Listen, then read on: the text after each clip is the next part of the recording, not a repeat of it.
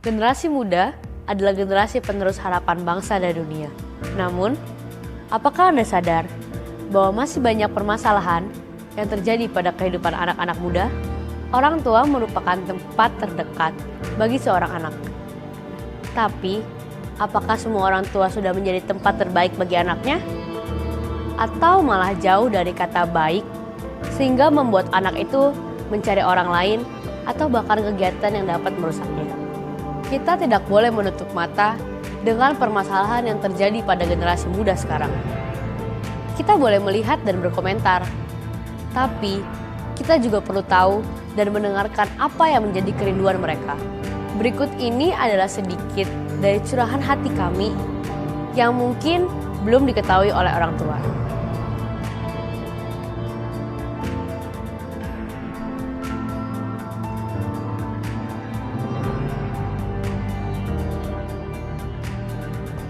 Aku sedih kalau mama papa sering berantem. Aku mau kita hidup tenang dan bahagia. Mama tahu sibuk. Aku jadi nggak bisa cerita sama mama. Kapan nikah? Ngurusin hidup gue aja enggak. Aku nggak suka di rumah. Papaku jahat. Aku ingin bebas. Aku ingin menjadi penari. Tetapi aku dipaksa untuk menjadi dokter. Ketimbang orang tua gue lebih sayang sama pacar gue. Dia juga sayang sama gue. Dia peduli sama gue. Kenapa papa saya lebih sayang sama pekerjaannya daripada sama saya? Aku nggak mau disuapin sama mbak. Maunya disuapin sama mama. Daripada papa mama, mbak aku lebih sayang. Skripsi aja ditanyain. Gue nggak dipeduliin. Coba mama tahu. Aku lebih butuh waktunya daripada uangnya. Rencana liburanku selalu gagal karena papa mama terlalu sibuk.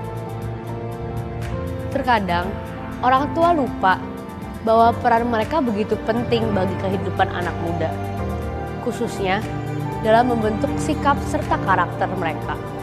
Kepedulian orang tua sangat penting bagi kehidupan anak muda, karena banyak masalah yang awalnya bermula dari ketidakpedulian orang tua terhadap anaknya. Untuk itu, kami, generasi muda, sangat membutuhkan kepedulian dan dukungan dari orang tua, termasuk Anda yang sedang menonton video ini. Tanpa dukungan dari gereja, sekolah, lingkungan, serta orang tua, masalah yang sama pun akan terus berlanjut. Mari bersama-sama peduli lewat waktu, tenaga, serta dukungan finansial untuk kemajuan generasi muda. Karena kalau bukan Anda, siapa lagi?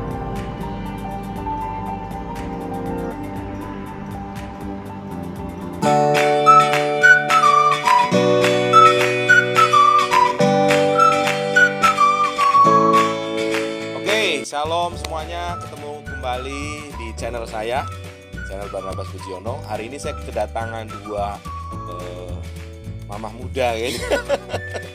Ada satu, boleh dikenalkan, sebelah kiri saya, Cici. Ya, nama saya Imelda. Ya, saya pemilik dari brand Yusimas Indonesia. Wow. Ya, jadi itu lembaga pendidikan ya. Anak-anak kalau mau di-upgrade kemampuan berpikirnya, otak kanan dan kiri, kemudian belajar baca tulis juga, terus juga mau belajar berhitung secara logik, itu kirim aja ke saya. Apa tadi, Ci? Nah, ini dia Yusimas Indonesia. Yusimas Ya, Indonesia. Yusimas Indonesia. Diingat ya. Nah, tadi nama Ci Email. Imelda, panggil email boleh. Oke, si Email ya, Ibu Email atau Ya. Kak Email. Oke. Sebelah kanan saya ada siapa? Saya Yusnita, saya ibu rumah tangga, saya ibu dari 2 orang putri, Evelyn dan Aurel.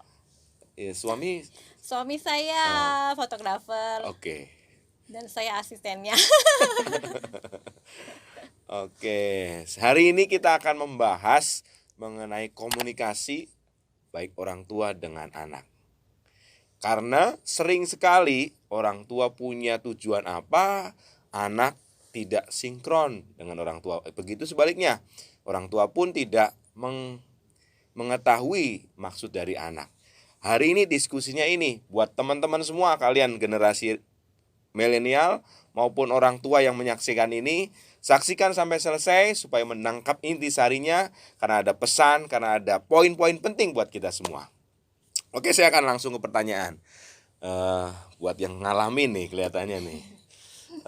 Kita semua ngalamin ya, saya juga sebagai orang tua ngalamin namanya problem dalam mendidik anak, mengurus anak. Kalau menurut si Ius, kondisi sekarang tantangan apa yang paling berat dalam mendidik anak? Dalam diri anak ya. Ya, dalam mendidik anak, dalam mendidik anak. tantangannya tuh apa gitu? Kalau sekarang mungkin gini ya, kita beda pemikiran ya. Anak-anak kan pasti pemikirannya lebih maju. Dan Ya. anak-anak sekarang, kita waktu di umur mereka sama mereka sekarang itu tuh pola pikirnya jauh berbeda. Karena mengikuti perkembangan zaman juga kan. Jelas mereka lebih maju pemikirannya ketimbang waktu kita umur segitu. Pada saat zamannya.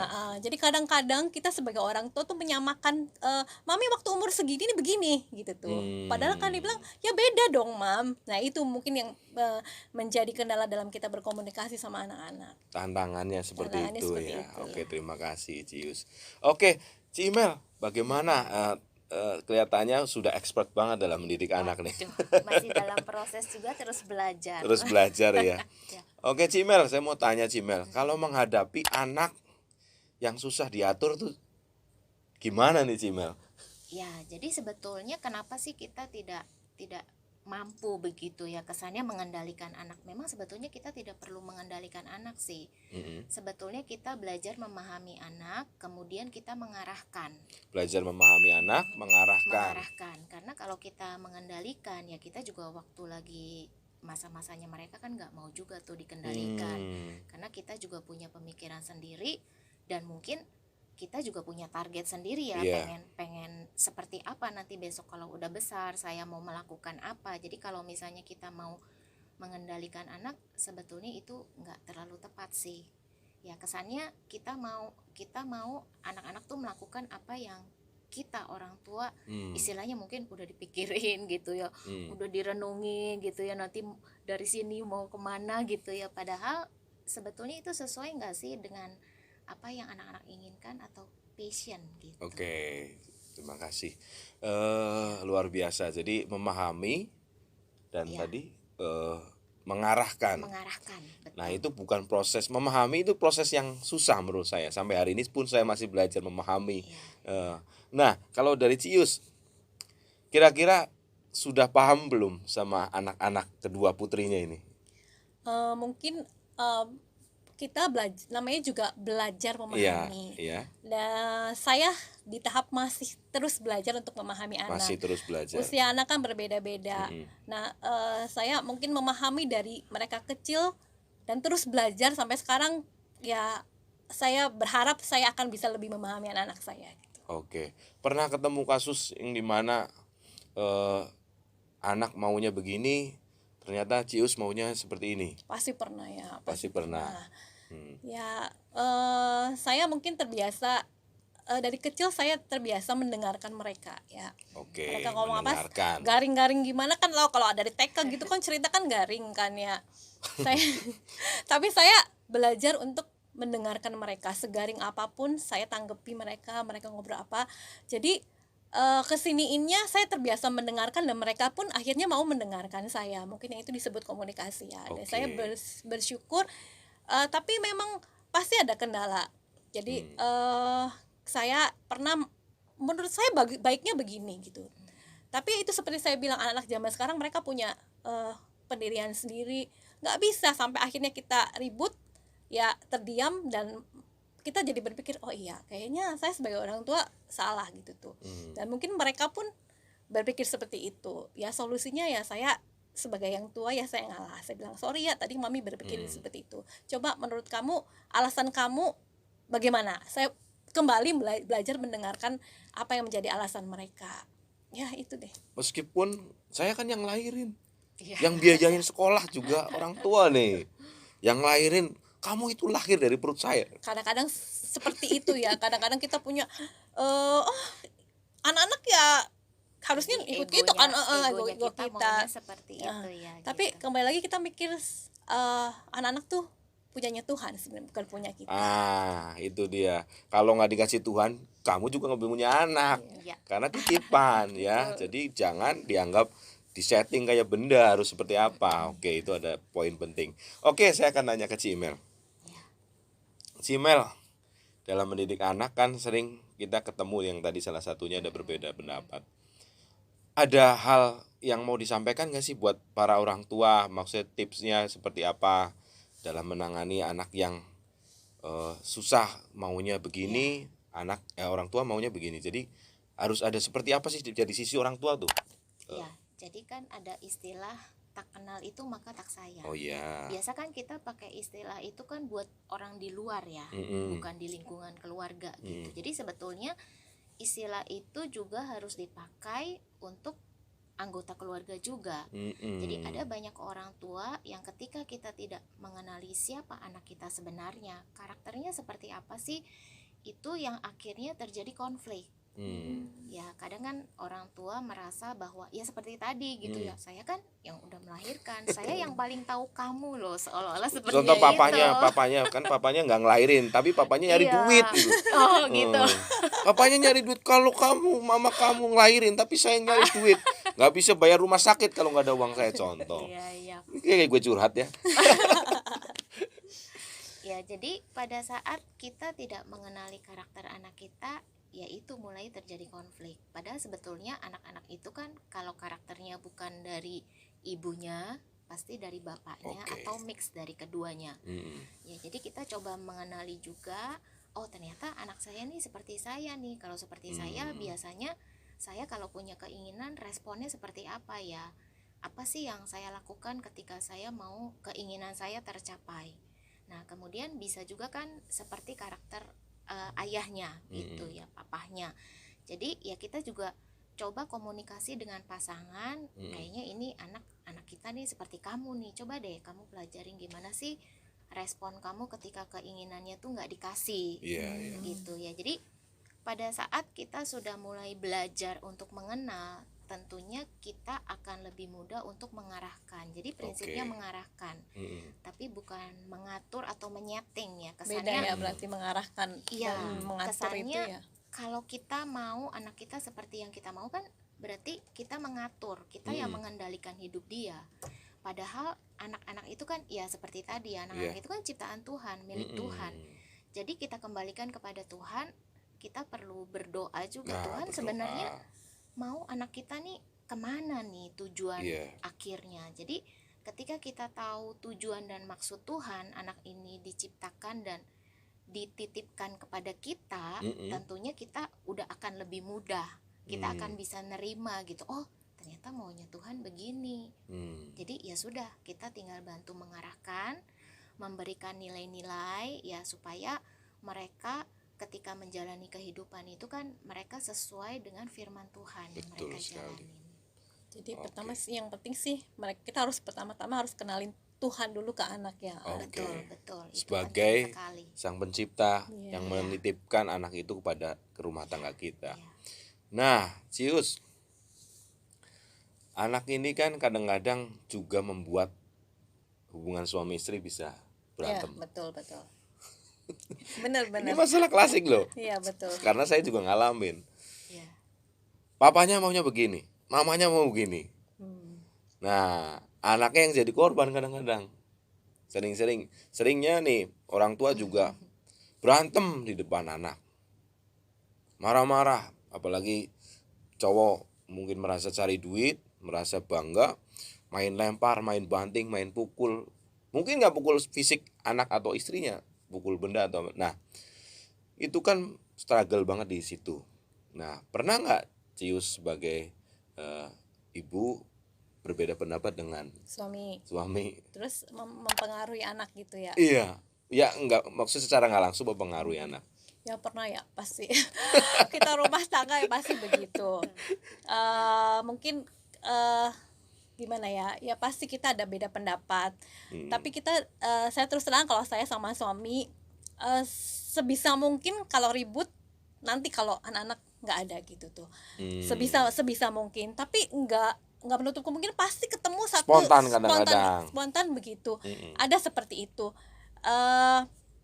Ya gimana ya, mungkin saya nggak ngerti perasaan anak-anak ngelihatnya gimana, tapi saya pastinya mereka pasti nggak suka gitu kan ya.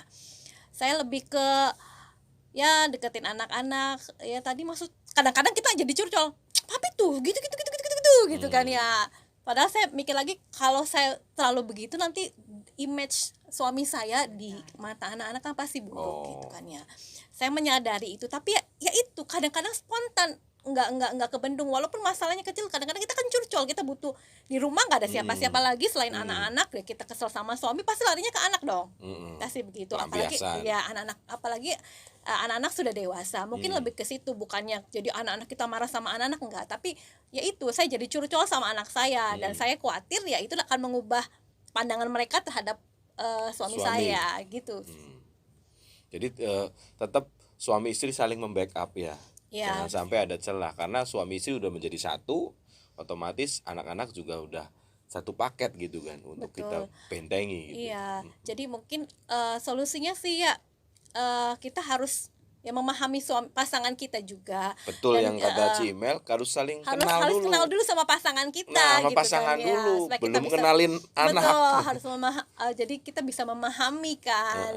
Ya saya sih jujur aja selain ya keributan gitu, yang perlu kita utamakan kan keharmonisan kita sama suami. Betul. Dan saya kan selalu bilang, saya mungkin memperbaikinya begini, saya bilang ke anak-anak saya, mami itu sangat bersyukur loh punya suami seperti papi. Kamu lihat deh, papi kamu kerja keras buat kamu, demi kamu papi kamu sampai begini-begini, supaya juga mereka melihat papinya tuh seperti itu. Saya jujur bilang, mami tuh sayang banget sama papi, karena papi tuh, aduh kamu kalau cari cowok seperti papi deh, dibilang begitu kan. Jadi mereka pun berpandangan ke papinya kan seperti superhero-nya itu. ya papinya gitu ya. Gitu. Mungkin banyakin itunya sih. Oke, thank you Cius. Cimel, saya mau nanya nih. Kan banyak rumah tangga juga yang divorce, yang cerai. Nah, tip apa ini buat anak yang sedang nonton? Siapa tahu itu memang sedang ngalamin. Orang tuanya cerai, dia mungkin hopeless. Ini gimana? Caranya bagaimana ini menurut Cimel dalam situasi anak tersebut gitu, Cimel? Ya memang ada banyak keluarga yang divorce gitu ya, tapi ternyata dari keluarga yang divorce ini ternyata banyak juga muncul orang sukses. Iya, betul. Sebetulnya banyak. Nah, jadi tergantung dari respon anak tersebut dan bagaimana si orang tua untuk membackup kasus tersebut. Ya, jadi mungkin langkah awal ya pastinya kita sebagai orang tua harus memberanikan diri minta maaf sama anak. Oke, orang tua berani terbuka sama anak, minta maaf sama anak. Betul, minta maaf. Oke. Nah, biasanya kan orang tua sulit ya, kayak masalah tadi gitu ya, pasangan konflik gitu ya, terus mungkin si istri menyalahkan suaminya di depan anak gitu, atau anak menyalahkan ayahnya menyalahkan istrinya di depan anak gitu ya. Jadi kalau setelah selesai konflik itu, memang pada saat konflik kan tentunya kita semua masing-masing lagi emosi. Tapi setelah itu kita harus berani minta maaf sama anak, apakah menurut kita itu kita yang benar atau kita yang salah. Ya, tapi jangan dijadiin satu kebiasaan ya, gampang nanti abis ribut kita minta maaf aja. Makan makanan gitu, dibeliin baju baru, dibeliin mainan baru. Ya, jadi itu juga nggak bisa. Kenapa? Karena nanti anak bisa membaca pola kebiasaan kita. Dan akhirnya kita pun nggak jadi belajar untuk meredam emosi, karena kita pikir dengan kata maaf semua selesai. Ya, jadi untuk anak-anak yang lahir dari keluarga yang divorce gitu ya, kita harus jujur mengatakan kesalahan kita sebagai orang tua apa, dan kemudian ajak anak kita untuk bersyukur bahwa kehidupan yang seperti ini itu bukan akhir dari masa depan mereka, tapi justru ini adalah satu pembelajaran. Ketika mereka masih muda mengalami hal ini, sebetulnya mereka jadi lebih cepat dewasa, lebih banyak hal yang bisa dibelajarin sebetulnya. Ada hikmah, ada pelajaran. Jadi kalau bukan kebetulan, kalau memang seperti itu berarti kamu mampu, kamu bisa menghadapi itu. Jangan alihkan ke hal yang negatif. Merokok, alkohol, main game lupa waktu dan lain-lain. Justru kamu akan dipakai Tuhan untuk jadi kesaksian.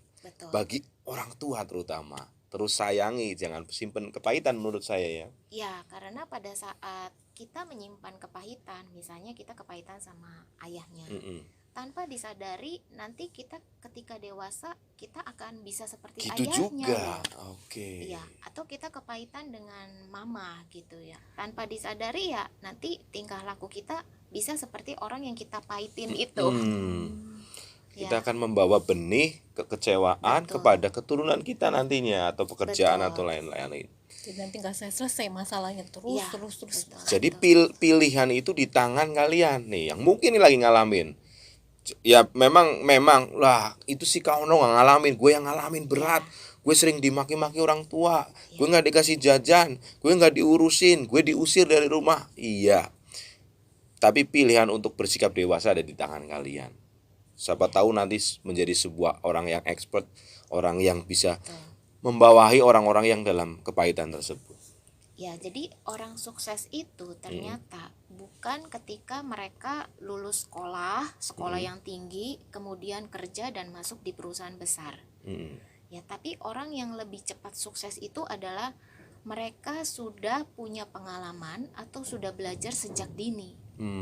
Ya, jadi ya ada banyak di luar sana kalau kalian mau amatin gitu ya, kalau anak-anak mau amatin, sebetulnya ada yang anak-anak terlahir dari keluarga bermasalah dan karena keadaan mereka mau nggak mau misalnya terpaksa harus cepat-cepat kerja, temannya bisa sekolah tapi saya harus kerja gitu ya, teman-temannya masih bisa nongkrong di kafe tapi saya harus berhemat karena saya cuma dapat uang segini dan uang itu harus dimanfaatkan dengan baik. Tanpa disadari ketika mereka sama-sama memasuki dunia kerja, ternyata anak yang terlahir dari keluarga yang misalnya bermasalah dengan ekonomi, karena dia mencoba untuk menarik sisi positif dari kejadian itu, justru dia bisa lebih sukses lebih dulu loh. Tanpa disadari loh. Jadi sudut pandangnya kita melihat Betul. suatu masalah yang kita hadapin tuh dari mana, positifnya apa negatifnya itu mempengaruhi berarti ya. Jadi tidak jaminan nih, baik yang orang tuanya utuh, Iya. orang tuanya harmonis, Iya. hubungan anak bagus, tidak jaminan kesuksesan. Betul. Tidak jaminan putus harapan bagi orang yang sudah mungkin orang tuanya cerai atau orang tuanya sudah meninggal atau kita kurang perhatian, tidak jaminan. Karena tergantung kitanya sendiri. Betul. Begitu Jadi ya. pengalaman itu yang akan membuat kita lebih cepat dewasa. Betul. Sebenarnya.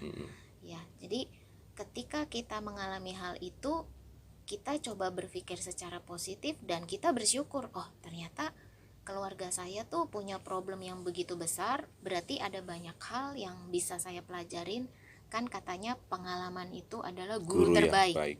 Ya, jadi kalau kita bisa berpikir seperti itu, ketika teman-teman kita yang misalnya bawa mobil gitu ya, dikasih fasilitas begitu banyak sama orang tua, pada saat mereka memasuki dunia kerja, mungkin kita sudah start lebih dulu loh. Misalnya kita sudah start 4 tahun lebih dulu karena kita nggak kuliah, tentunya kita bisa meraih sukses lebih dulu daripada lebih cepat, mereka. ya. Lebih banyak pengalamannya. Betul, lebih gitu banyak ya. pengalamannya.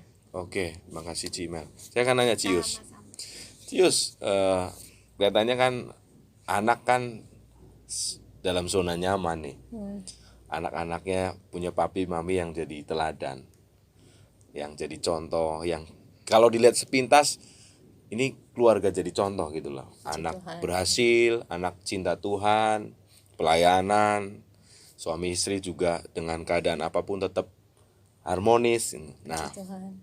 Nah, kalau dalam hal ini tadi kata Cimel tidak jaminan untuk anak bakal sukses, anak bakal ini, karena nah ini nanti ke depannya tuh Cius akan seperti apa buat anak-anaknya ini untuk kriteria sukses, atau ya udahlah anak perempuan biarin aja lah nanti juga ada suaminya gitu, atau gimana nih, kan berstandar kadang-kadang membedakan loh. Iya. Kebetulan nih anak perempuan, kadang-kadang anak perempuan dianggap sebelah mata, udah lalu nggak usah kuliah tinggi-tinggi nanti juga lu sama suami. Nah ini gimana nih? Kalau saya nggak gitu ya. Saya Oke. berpikir, saya selalu bilang sama anak saya, kamu tuh berharga di mata Tuhan. Amin, Eh, ya. Kamu percaya nggak Tuhan tuh siapin masa depan yang baik buat kamu. Masa depan kamu cerah kalau kamu sama-sama Tuhan. Betul. Dan saya bilang sama anak saya, sebisa mungkin mami papi akan dukung kamu sampai kamu meraih cita-cita kamu, impian kamu. Sebisa mungkin mami akan seperti itu. Tapi memang kenyataannya pasti berat gitu kan ya. Pasti ada gelombang. Saya sih lebih menyerahkan sama Tuhan. Ya itu saya bilang, anak saya itu milik Tuhan. Dan saya percaya kalau kita yakin masa depan anak kita cerah sama-sama Tuhan, segala sesuatunya pasti bisa dijalani asal kita sama-sama Tuhan.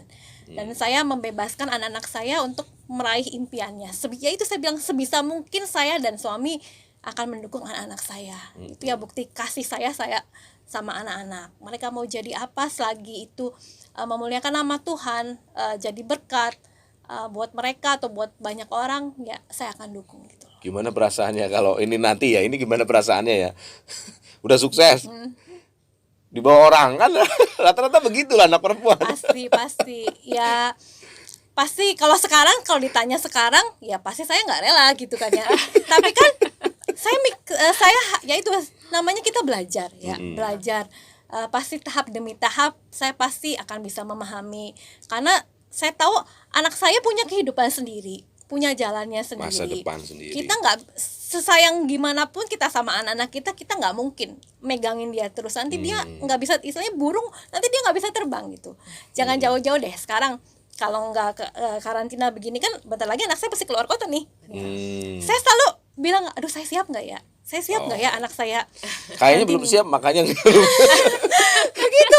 Saya selalu bilang, aduh gitu ya. puji Tuhan nanti ya. cuma duaan sama suami gitu. Puji Tuhan ya, ini sekarang ada hikmahnya juga nih, ada corona, maksudnya ya diambil dari positifnya Masih ada gitu. Saya waktu masih gitu ada ya. waktu untuk sama-sama, masih banyak waktu buat sama-sama sama Evelyn gitu ya.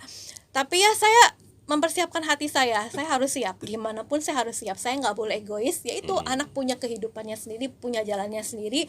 Saya mau anak saya nggak manja, dia harus berjuang gitu supaya dia bisa mandiri, bisa fight, jangan jadi tergantung sama orang tuanya. Berani Jadi tega sama anak berarti. ya harus belajar tega. Berani tega, bukan kejam loh ya. Iya, kan demi kebaikan mereka. Kemandirian mereka. Gimana pun nanti mereka kan harus berjalan sendiri tanpa Iya. orang tuanya.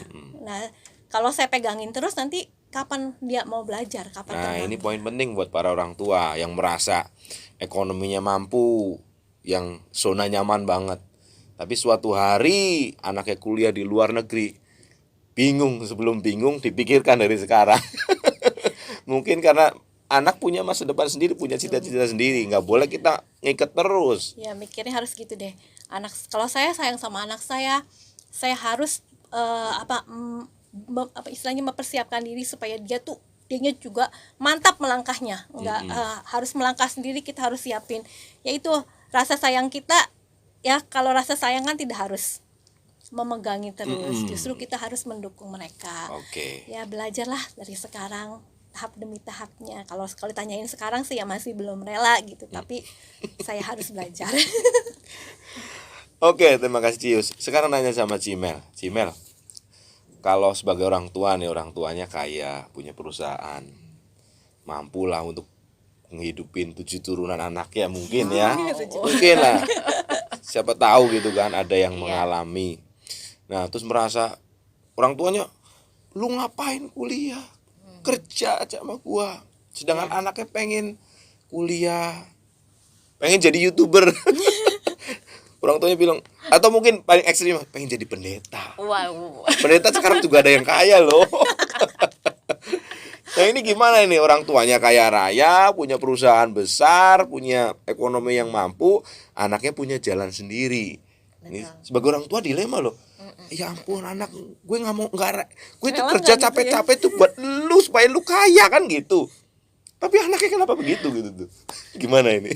Ya, jadi kembali lagi, anak itu kan titipan Tuhan. Iya. Jadi kalau misalnya kita memaksakan anak harus seperti yang kita cita-citakan, misalnya dari kecil nih udah dicita-citain Ya, dong, berarti nanti dokter mau gitu. jadi penerus gitu ya. Atau mau jadi apa gitu ya. Nggak taunya si anak ini punya passion sendiri, nggak sesuai dengan yang kita harapkan. Ya kita harus belajar ikhlas. Ikhlas. Ya, karena anak itu kan titipan Tuhan, bukan ciptaan kita loh. Anak Iya, itu ciptaan Tuhan dan kita hanya dititipkan. kalau ternyata kita sebagai orang tua tadi tuh bisa kayak 7 turunan gitu ya, mungkin kita bisa memberkati anak-anak lain yang kurang mampu loh. Sisi positifnya itu loh. Nah, Ya, anak kita ternyata betul. mampu berjuang sendiri. Betul, itu luar Itu biasa harusnya loh. orang tuanya bangga. Betul, harus bersyukur banget. Bukan malah diteror anaknya, Iya, main iya. jodoh-jodohin. Udah nggak usah repot-repot cari, gue cariin. Rumah gue sediain. Anaknya nggak bisa belajar menurut saya ya. Iya. Nah, ini kan ceritanya nih, si orang tuanya kan kayak banget. Pasti dia punya kemampuan leadership yang tinggi dong, betul nggak? Dia punya kemampuan untuk mengelola keuangan yang tinggi. Udah pengalaman. Ya, dan ternyata kelebihan ini turun ke anaknya. Dan jadi anaknya tuh punya keinginan sendiri sebenarnya karena karakter orang Orang tuanya tuanya. punya jiwa leadership dan mampu mengelola keuangan sendiri. Dan ternyata karakter yang menurun itu kok akhirnya kesannya kok jalannya nggak sama gitu. Karena memang dia punya jiwa leadership dan Dari itu orang tuanya. dari orang tuanya. Jadi Kadang-kadang orang tuanya nggak karakternya sadar ya, Nggak justru sadar. itu nurun dari betul, orang itu tuanya satu ya. karakter yang Ini bagus. penting banget nih, penting Yang teman-teman. orang tua harus sadarin. Masa kita sebagai pemimpin anak kita mau jadi follower, istilahnya gitu. iya, Follower betul. kita gitu Iya. kan ya. Siapa tahu 50 tahun mendatang, 30 tahun lebih Lebih hebat sukses lagi, ya, bisa betul. sampai 14 Betul, keturunan. betul. Gayanya. 14 2 kali dilipat gandakan gitu ya. Iya, siapa tahu kita nggak tahu. Berarti tadi penting. Jadi kalau orang tuanya merasa mampu lah, merasa punya ekonomi yang kuat, ternyata anaknya nggak mau dengan harta warisan atau yang bukan nggak mau sih ya, maksudnya Betul. tidak mau menikmati yang dia pengen berjuang sendiri, justru bangga. Orang tua senang anaknya punya kemandirian, punya Iya. jiwa pemimpin yang seperti Bapak Ibu juga punya. Iya. Nah, tinggal Bapak Ibu coba belajar jadi berkat buat anak-anak yang kurang beruntung, buat yang lain itu supaya lebih jadi luar biasa lagi. Iya. Oke. Masih ada waktu ya katanya? Masih mungkin 10 menit lagi ya. Oke. Oke, Cius. Ini kan lagi pandemi seperti ini. Ya. Kelihatannya ngumpul terus dari pagi ketemu pagi Iya. ngumpul terus. Ini coba di-sharingkan mengenai PJJ juga. Bagaimana tipsnya dari Cius nih? Dari sebagai ibu, sebagai mama, buat mama-mama yang lain dalam menghadapi anak yang lagi PJJ, anak yang lagi di rumah terus nih. Pasti sering clash, saya rasa pasti ada lah. Gitu ya. Puji Tuhannya ya, anak saya sudah dewasa semua, Puji Tuhan. sudah mandiri. Jadi sebenarnya buat saya nggak ada masalah gitu tuh. Anak saya pun nggak usah saya tungguin ya, dia otomatis belajar sendiri sendiri. Kalau untuk kelas karena ngumpul terus di rumah justru enggak. Justru karena mereka dulunya seringnya saya Di luar. sendirian di rumah gitu tuh. Oh. Justru sekarang kita tambah dekat, anak-anak juga sudah dewasa, kita malah jadi sering melakukan kegiatan sama-sama, masak lah, atau kita bikin TikTok. Oke. Kita lebih banyak sharing-sharing. Tapi saya kalau saya lihat mungkin masalahnya kalau anaknya yang masih kecil-kecil masih membutuhkan bimbingan mamanya ya, gitu. ya, Itu ya. pas saya kerasa banget. Saya juga punya keponakan ya, saya lihat mamanya itu stres banget gitu tuh ya. Tapi kalau dari saya sendiri saya nggak ngalamin. Oke. Saya Kayaknya saya ngalamin. Kamu yang curcol. Saya ngalamin sih, istri saya harus belajar lagi, harus nyiapin laptop, Oh, iya. nyiapin status wifi-nya kencang enggak. Itu lebih repot menurut saya sih. Ya paling PJJ repotnya lebih itu repot kita ya. fasilitasi ya. Terus Iya. ya mungkin masalahnya gini, kalau anak sudah besar-besar, sebentar mam lapar. Mam lapar. Jadi saya tuh justru lebih sibuk di rumah, di dapur terus tuh ya, cuci Masak piring ya. lagi, masak lagi, bikin apa, karena sebentar-sebentar lapar, sebentar-sebentar lapar. Itu sih, tapi ya buat saya sih menyenangkan karena tadinya saya kebiasa di rumah kesepian. Justru sekarang dengan adanya anak di rumah saya malah lebih seneng gitu, lebih nyaman, lebih rame gitu. Oke, thank you Cius. Cimel, ini bentar lagi kelar nih. Kalau ada seorang anak pengen jadi gamers, gamer ini ternyata dipandang sebelah mata sama orang tua. Tadi orang tuanya kayak Raya, ini orang tuanya menengah. Pengen kan, semua orang tua pengen anaknya yang kadang-kadang nih seperti saya, gue pengen anaknya gue lebih sukses dari gue. Iya, Anaknya saya harus lebih pinter dari saya. betul. Tapi kadang banyak orang tua nggak ngukur diri sendiri. Padahal dulu SD aja nggak lulus gitu. Pengennya anaknya cepet bahasa Inggris.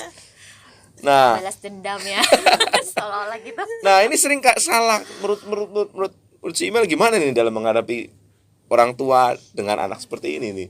Ya, jadi yang lucunya itu kan kadang ketika anak bilang mau jadi gamer, orang tua langsung berpikir besok.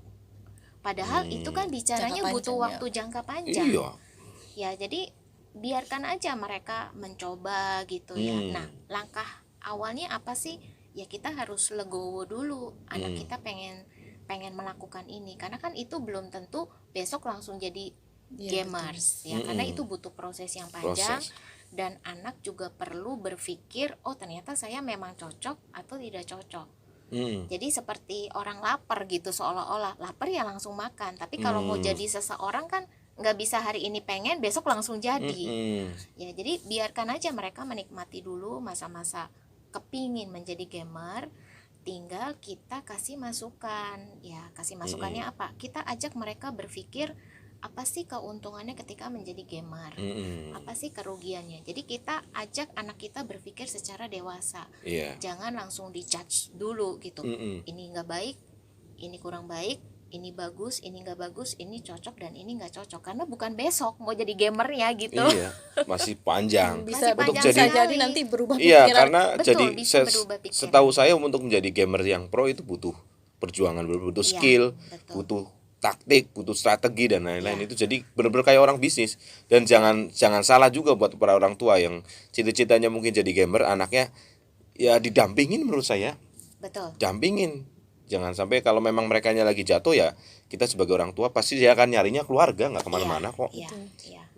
Justru kalau misalnya kita menentang, nanti dia cari pendapat dari luar. Nah itu yang bahaya. Karena pendapat dari luar itu kan bisa jadi menjatuhkan anak kita ya.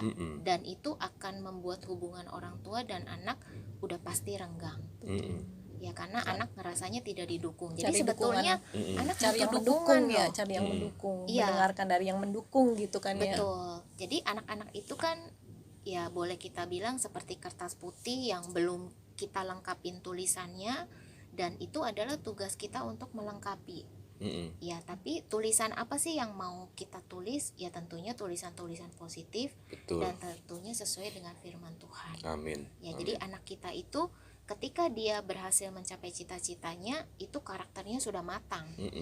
Ya, karena kita selalu memberikan kesempatan dan kita selalu bantu dia menganalisa setiap apa yang dia lakukan itu kerugiannya apa, keuntungannya apa, kebaikannya apa, dan kekurangannya apa. Jadi jangan langsung di stop tanpa tahu sebab akibatnya. Betul. Jadi kasih tahu sebab akibatnya dulu, baru dia akan stop sendiri kalau memang udah tahu kerugian dan keuntungannya kan. Ya, kasih kesempatan anak-anak itu. Kadang Kasih orang kesempatan. tua nggak sadar bilang, kamu sih belum pernah makan asam garam. Ya memang belum. memang belum, baru susu.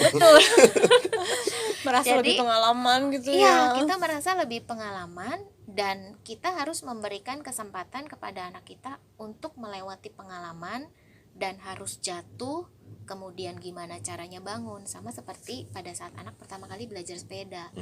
Kan nggak mungkin waktu belajar sepeda itu kamu jangan sampai jatuh loh. Atau anaknya dipakein perlengkapan apa gitu sampai jangan sampai nggak jatuh, kan nggak mungkin. Pasti harus jatuh. Belajarnya di situ. Iya, betul. Jadi orang tua harus ikhlas anaknya punya pengalaman sendiri. Jadi mereka nggak bisa cuma dengar pengalaman kita tanpa mengalami sendiri, tapi mereka harus mengalami sendiri. Betul sekali, mantap. Oke, nanti ada closing statement dari Cius. Apa nih? Ya bebas mengenai komunikasi nih antara tipsnya buat orang tua baik kepada anak nih. Kalau dari saya mungkin yang pertama dengerin anak, kita belajar mendengarkan anak, dan percayalah dari situ anak-anak pun akan mendengarkan kita. Nanti dia tidak akan lari kemana-mana curhatnya, pasti curhatnya ke kita. Yang kedua, selalu ingat anak-anak itu milik Tuhan, dia punya kehidupannya sendiri. Dan yang ketiga, kalau orang tua mengasihi anak harus seperti Ci Imel bilang, harus memberi kesempatan anak untuk mengalami pengalamannya mereka sendiri. Betul sekali. Gitu sih. Keren sih, keren. Oke. Cimel, terakhir Cimel. Ya. Buat seluruh ini menonton. Ya, jadi buat saya kalau kita tidak berusaha mengenali anak kita, ya kita nggak akan jadi sayang sama mereka. Kita Betul. bisa sayang kalau kita betul-betul menyediakan waktu untuk berkomunikasi. Jadi bukan hanya sekedar quality time ya, tapi memang kita harus menyediakan banyak waktu. Bukan pada saat sempat kita baru komunikasi. Bukan enggak, karena tapi- weekend, bukan karena libur doang. Bukan. Oke. Tapi setiap hari kita harus membangun komunikasi. Oke, keren ada komunikasi. Oke, terima kasih Ci Imel, Cius. Dari saya bagi orang tua terus belajar kenalkan nilai-nilai Tuhan, nilai-nilai kebenaran firman Tuhan. Karena ada berkata takut akan Tuhan adalah itu yang utama, itu yang menjadi akan keberhasilan. Ketika mereka tahu Tuhan, mereka sadar untuk kembali lagi ke Tuhan dan melakukan yang terbaik. Jadi meskipun orang tua punya kelemahan, orang punya kekurangan, anak akan menjadi pribadi yang mandiri, anak yang akan dipakai Tuhan dengan luar biasa. Sekian dari saya, semoga menjadi berkat bagi semuanya. Terima kasih sekali lagi Ci Imel, Cius. God bless you all. Bye. Bye, God bless you. Jangan lupa juga nih satu lagi Moiti. Moiti. Ya, ini sponsornya hari ini Moiti. Bisa di bawah ini nanti ya, Nel. Oke, thank you. Bye.